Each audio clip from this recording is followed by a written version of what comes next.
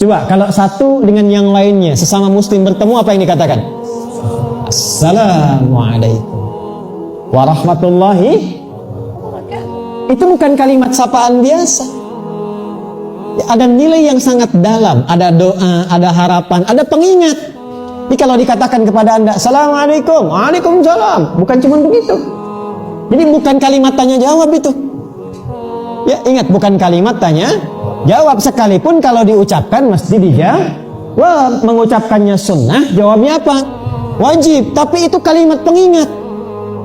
Nanti masuk Quran surah keempat An-Nisa ayat 86 kita akan bahas itu. Wa idza hayyitum bi tahiyyatin fahayyu bi ahsana minha aw rudduha. Kita akan masuk ke bab itu. Tapi kan masih di Al-Baqarah ayat 25 gitu ya. Sabar dulu gitu ya. Cuma saya ingin katakan begini, kalimat itu bukan kalimat tanya jawab, tapi mengingatkan ke sini. Alif lamnya itu istighraq loh, bukan ma'rifah. Istighraq itu yang sangat dalam, mencakup semuanya. Assalamualaikum. Semoga semua salam. Apa semua salam itu? Keamanan, ketenangan, kenyamanan, keselamatan. Jadi al itu nanti ada ma'rifah, ada istighraq. Ma'rifah itu mengkhususkan sesuatu. Qalamun, pulpen, pena, spidol, umum. Al-qalam yang ini, bukan yang lain. Sayyarah, mobil, banyak mobil. As-sayyarah yang ini, mobil yang ini, bukan yang lain.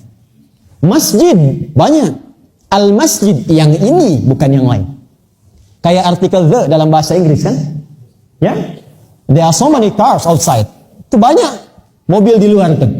Tapi kalau kita katakan, I mean the car, mobil yang itu. You understand me? Yes. Alhamdulillah. Oke. Jadi kalau kita pengen tarik, alif lam itu disebut ma'rifah yang tadi. Ta'rif, katanya disebut ma'rifah. Al-ta'rif, katanya ma'rifah. Tapi yang ini namanya istighraq. Al-istighraq, mencakup semua tanpa kecuali. Apa contohnya di Al-Quran? Kalau baca Al-Fatihah, setelah Bismillahirrahmanirrahim, kita ucapkan apa? Alhamdulillahi Rabbil. Nah, Alhamdulillah itu, alnya ini bukan ma'rifah, tapi istighraq. Makanya diartikan segala puji, semua pujian. Jangan tinggalkan satupun. Jadi kalau Anda mengucapkan Alhamdulillah, semua serahkan kepada Allah. Lillah, semua pujian hanya milik Allah. Jangan sisakan sedikit pun buat Anda. Ibu Masya Allah ya, anaknya pintar sekali, juara 1 terus. Alhamdulillah, semua karena Allah. Ya memang sih saya juga melatih dia juga, ngajarin dia juga. Memang Bu, itu perjuangan yang sangat berat. Nah itu menyisakan sesuatu, bukan al namanya. Assalamualaikum, semoga semua salam Allah berikan untukmu. Pakai ala loh, bukan pakai ila. Ala itu menunjukkan sesuatu yang lekat, nempel. Semoga semua makna salam nempel pada dirimu. Apa semua makna salam itu? Ini. Ketenangan, kenyamanan, keamanan, kedamaian, keselamatan. Itu yang dimaksudkan. Jadi itu mahal. Nah sekarang, kalimat itu menjadi pengingat. Kapan itu semua didapatkan? Kalau imannya benar. Jadi ketika Anda mengucapkan Assalamualaikum, kita mikir dulu tuh. Waalaikumsalam warahmatullahi wabarakatuh. Tapi saling mengingatkan. Benar nggak nih saya mendapatkan salam yang dimaksudkan? Jangan-jangan ketika Assalamualaikum sedang gelisah. Sedang tidak tenang, sedang tidak nyaman, maka bangkitkan nuansa ini untuk mengembalikan kita pada suasana yang tenang. Ini mahal sekali. Nah, hasil ini semua disebut dengan salam. Pokok ajaran yang mengantarkan kita kepada salam disebut silmi namanya. As-silmi. As-silmi. Nih. Ya. As-silmi. Perhatikan, ini semua akar katanya terkait berkelindan. Ini hasilnya disebut salam. Pokok ajaran kurikulum yang mengantarkan kita kepada salam disebut dengan silmi atau as-silmu.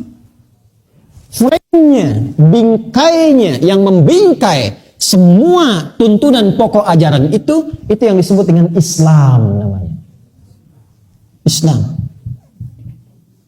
Bingkai sesuatu yang dengan itu kita akan ditimbang, dikerjakan, diberikan hasilnya. Dilanggar, ada konsekuensinya. Dalam bahasa Arab disebut dengan din namanya.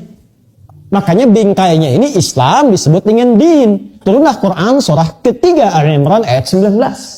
Kita masih di Al-Baqarah ayat 25 kan? Baik. Innad dina indallahil, bingkainya Islam. Ajaran yang mencakup pokok-pokok dalam Islam disebut dengan silmi. Ini yang bisa mengantarkan kepada salam. Maka ketika seseorang sudah memutuskan beriman, yakin tanpa ragu, dan dia mendapatkan kalimat amanu, untuk mendapatkan turunan kata aman, tenang, nyaman, dan seterusnya yang terangkum dengan kata salam, dia mesti mempraktikkan silmi. Karena itulah turun Quran surah kedua Al-Baqarah di ayat ke-208. Ini Quran surah ketiga ayat 19, yang ini Quran surah kedua ayat 208. Ya ayyuhalladzina amanu, ini. Ya, dipanggil semua tanpa kecuali. Ayyuhalladzina amanu, aku tegaskan kata Allah, aku peringatkan semua orang yang telah mengatakan dan berkomitmen dirinya beriman kepada Allah, udkhulu fis silmi, bukan fil Islam. Karena kalau sudah amanu, sudah Islam. Makanya Islam nggak disebutkan lagi. Disebut kalau kamu sudah beriman, berarti sudah Islam kata Allah, masuk ke frame-nya.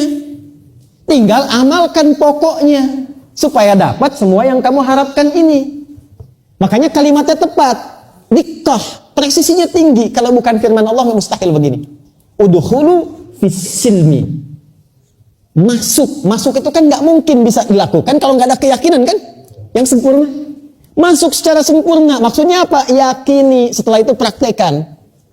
Ya, apa itu? As-silmi. Semua pokok tuntunan dalam Islam, perhatikan, kafah. Secara total. Kalau berislam jangan setengah-setengah. Ya. Secara total. Dalam semua tuntunan kehidupan kita. Di rumah tangga, kalau ada ketentuan dalam Islam, turun ayatnya, yakini dulu sepenuhnya. Jangan setengah-setengah, ayat sholat yakin, ayat rumah tangga tidak. Di rumah tangga kan ada bab warisan. Ya kan? Di rumah tangga ada bab saling menyayangi. Dalam hukum sosial, jangan-jangan sholatnya khusyuk, tapi masih senang saling mencela. Terpecah belah. Jangan-jangan sholatnya khusyuk, tapi tidak yakin dengan ayat riba, masih kena riba. Ayo, tuh wajahnya kan? Yang dipikirin ayat poligami aja gitu kan? Padahal itu pun ada fikihnya, nggak sembarangan.